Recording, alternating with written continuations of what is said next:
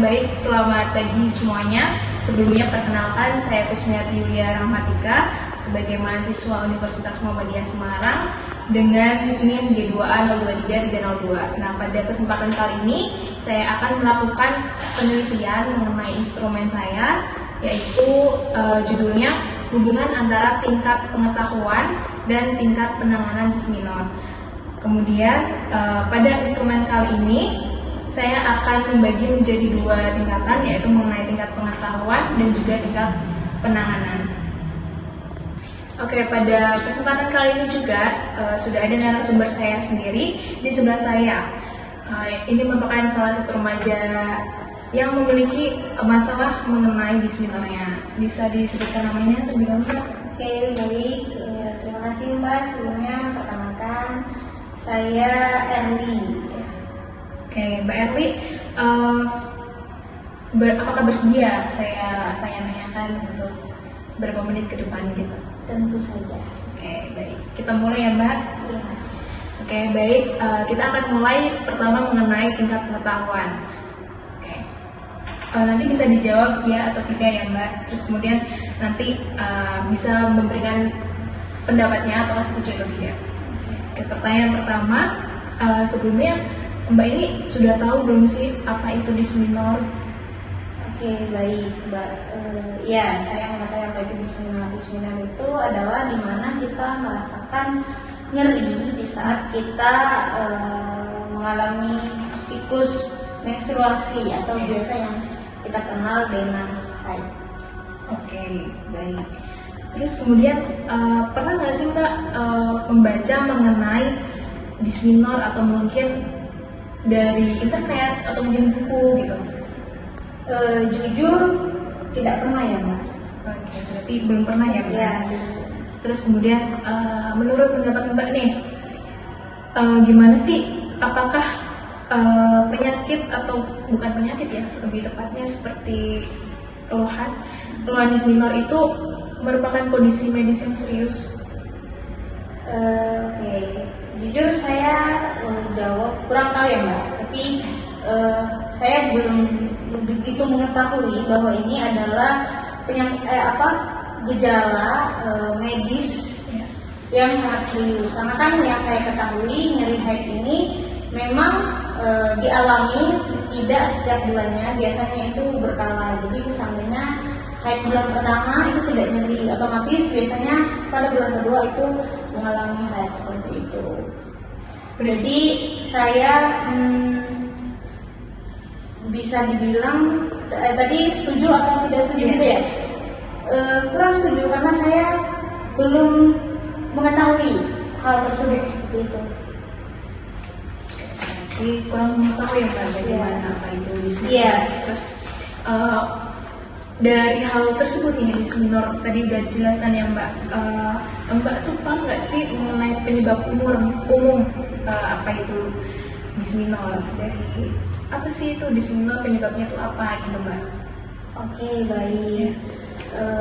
Ya, saya mengetahui beberapa aja ya Mbak. Saya mengatakan yang sepengetahuan saya saja. Tentu saja haid itu tadi nyeri. Otomatis kita mengetahui bahwa nyeri itu terjadi pada saat haid. Tetapi apa tadi Mbak? Penyebab umumnya? Ya, penyebab umumnya. Nah, untuk penyebab umumnya saya kurang mengetahui ya Mbak. Penyebab umum mengapa terjadi nyeri saat haid itu seperti itu Mbak. Oke, lanjut aja ke pertanyaan selanjutnya. Nah, seandainya nih Mbak mengalami jus minor, apakah Mbak pernah sekali menghubungi atau kontak gitu kepada medis untuk mencari pertolongan? Tidak sih Mbak, tidak pernah. Biasanya mungkin jika saya mengalami nyeri tersebut, biasanya saya melakukan kompres hangat atau apapun itu yang dapat mengurangi nyeri saat saya haid seperti itu. Oke, berarti penanganan mandiri ya Mbak? Iya. Oke. Nah, dari hal tersebut nih Mbak, tadi kan Mbak bilang pakai kompres hangat. Nah, itu mengganggu nggak sih Mbak untuk dalam kesehariannya? Jujur tidak ya, justru yang mengganggu itu adalah ketika kita merasakan nyeri. Dan ketika kita melakukan kompres pada area nyeri, kita akan merasa lebih nyaman seperti itu. Oke. Tadi bisa disebutkan nih bagaimana cara menangani disminor. Nah, mungkin apa pernah Mbak mengonsumsi obat-obatan seperti itu untuk mengurangi rasanya nyerinya? Iya, biasanya saya mengkonsumsi obat Restamol, itu kan untuk mengurangi rasa nyeri seperti itu. Itu aja sih Mbak. Oke, berarti pakai Prostamol ya Mbak. Ya.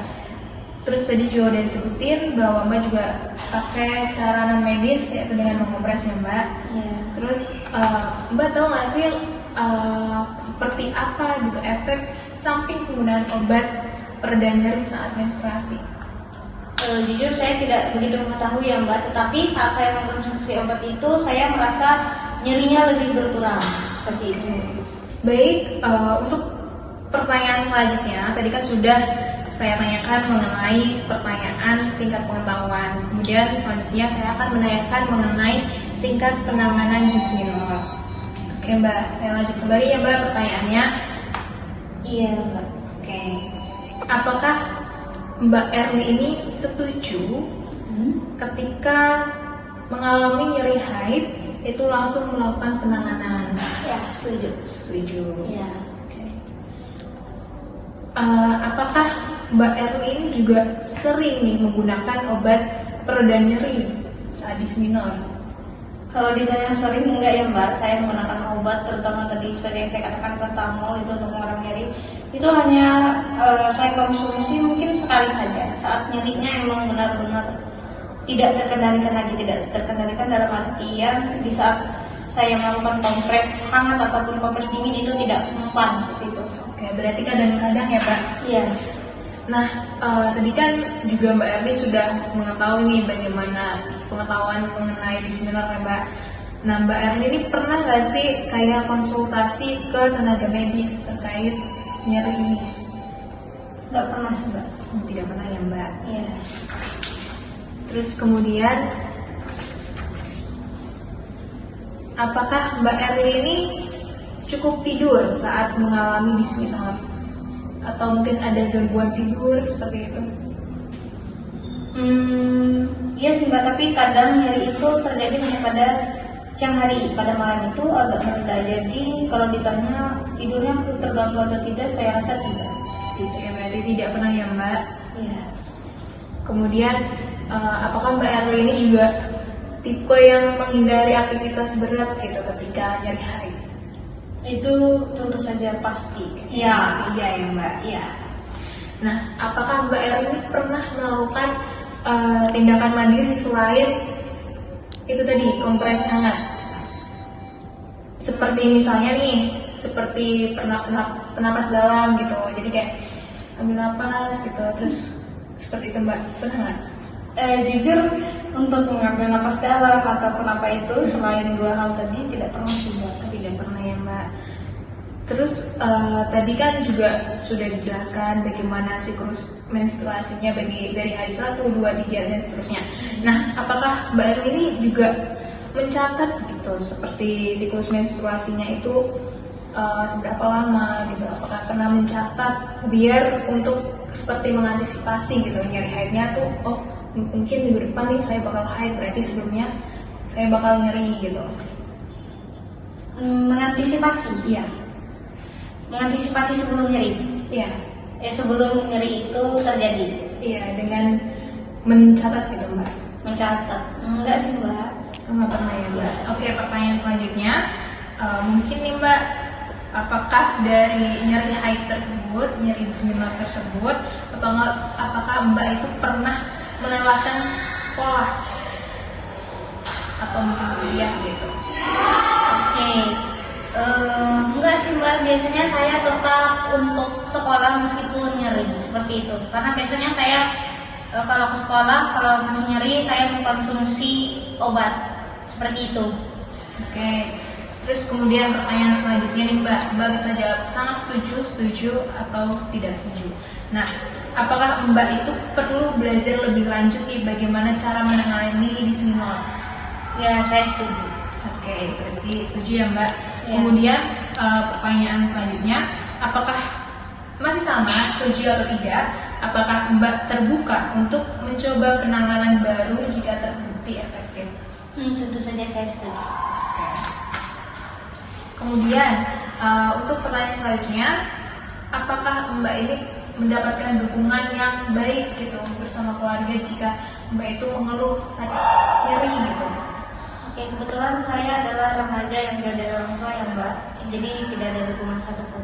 Berarti tidak ada dukungan dari keluarga ya Mbak? Ya. Kalau dari teman? Tidak ada juga Mbak. Juga. Terus kemudian apakah Mbak ini juga merasa penanganan disminor tersebut itu berpengaruh gitu dari pengetahuan yang Mbak miliki? Apakah Ya. ada hubungannya? Ada ya Mbak? Ya. Setuju ya Mbak berarti. Terus kemudian apakah Mbak sendiri itu punya rutinitas yang khusus gitu saat menstruasi? Tidur sih Mbak. Oke, tidur ya Mbak. Iya. Terus ini pertanyaan terakhir, apakah Mbak ini juga merasa mampu gitu untuk mengendalikan rasa sakit ketika disminor? Tentu saja. Oke, tentu saja ya Mbak. Oke, dari pertanyaan tadi, terima kasih banyak Mbak sudah mau menjawab pertanyaan-pertanyaan saya. Mungkin edukasi dari saya sendiri, memang tingkat pengetahuan, terus kemudian adanya penanganan itu memang adanya hubungannya Mbak, berarti ya Mbak tadi yang Mbak Iya, jelaskan. tentu saja. Oke. Berarti sudah cukup dari jawaban-jawaban yang Mbak berikan. Saya harap semoga Mbak ketika mengalami nyeri ketika menstruasi itu bisa tertangani dengan baik. Terus kemudian mungkin juga ini ya Mbak, tadi kan juga sudah sedikit saya jelaskan mengenai disminor. Disminor itu juga ada dua, mengenai primer, terus kemudian ada sekunder. Nah dari primer sendiri itu seperti dari hormon-hormon seperti itu. Jika sekunder itu sudah berpengaruh pada organ reproduksinya sendiri seperti itu ya Mbak.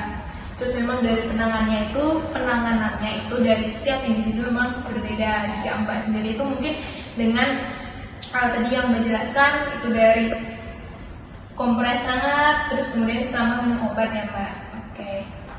Baik, dari saya cukup. Saya mengucapkan sekali lagi terima kasih banyak kepada Mbak Erli yang sudah mau membantu saya. Terima kasih ya Mbak. Ya, sama-sama.